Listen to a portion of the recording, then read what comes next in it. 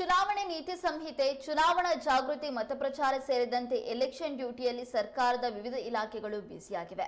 ಇದರ ನಡುವೆಯೂ ಶಿವಮೊಗ್ಗ ಟ್ರಾಫಿಕ್ ಪೊಲೀಸರು ಸೈಲೆನ್ಸರ್ ಆಲ್ಟರ್ ಮಾಡಿದ ವ್ಯಕ್ತಿಯೊಬ್ಬರ ವಿರುದ್ಧ ಕೇಸ್ ದಾಖಲಿಸಿ ಕೋರ್ಟ್ ಮೂಲಕ 8,000 ರೂಪಾಯಿ ದಂಡ ಹಾಕಿಸಿದೆ. ದ್ವಿಚಕ್ರ ವಾಹನ ಸವಾರ ತಮ್ಮ ಬೈಕ್ ಅನ್ನು ಸೈಲೆನ್ಸರ್ ಮಾಡಿಫೈ ಮಾಡಿಕೊಂಡು ಡಿಫೆಕ್ಟಿವ್ ಸೈಲೆನ್ಸರ್ ಅಳವಡಿಸಿಕೊಂಡಿದ್ರು. ಬೈಕ್ನ ಕರ್ಕಶ ಶಬ್ದದ ಬಗ್ಗೆ ಸಾರ್ವಜನಿಕರು ಪೊಲೀಸರಿಗೆ ದೂರು ನೀಡಿದ್ದಾರೆ. ಈ ಸಂಬಂಧ ಟ್ರಾಫಿಕ್ ಪೊಲೀಸರು ಕೇಸ್ ದಾಖಲಿಸಿದ್ರು.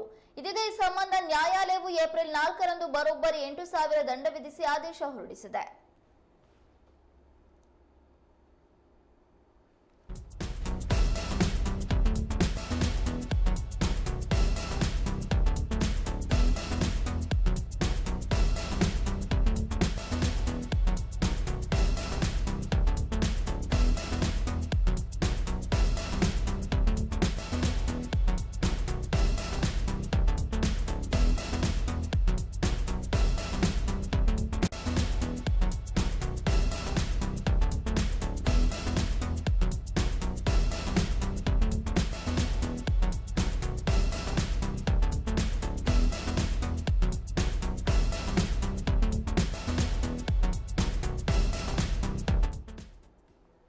ನೀವೇನಾದರೂ ನಿಮ್ಮ ಬೈಕ್ನ ಸೈಲೆನ್ಸರ್ ಅನ್ನ ಮಾಡಿಫೈ ಮಾಡಿಕೊಂಡು ಡಿಫೆಕ್ಟಿವ್ ಸೈಲೆನ್ಸರ್ ನ ಹಾಕೊಂಡು ಓಡಿಸ್ತಾ ಇದ್ರೆ ಖಂಡಿತವಾಗ್ಲೂ ಕೂಡ ಎಚ್ಚರಿಕೆಯಿಂದ ಇರೋದು ಒಳ್ಳೆಯದು.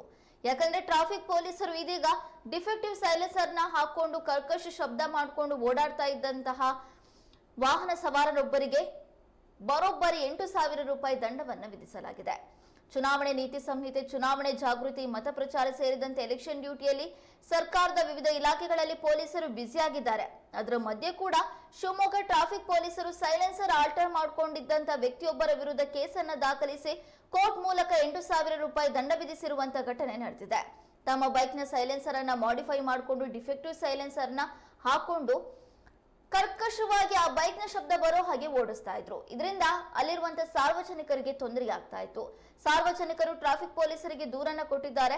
ಆ ಹಿನ್ನೆಲೆಯಲ್ಲಿ ಟ್ರಾಫಿಕ್ ಪೊಲೀಸರು ಪ್ರಕರಣವನ್ನ ದಾಖಲಿಸಿಕೊಂಡಿದ್ದಾರೆ.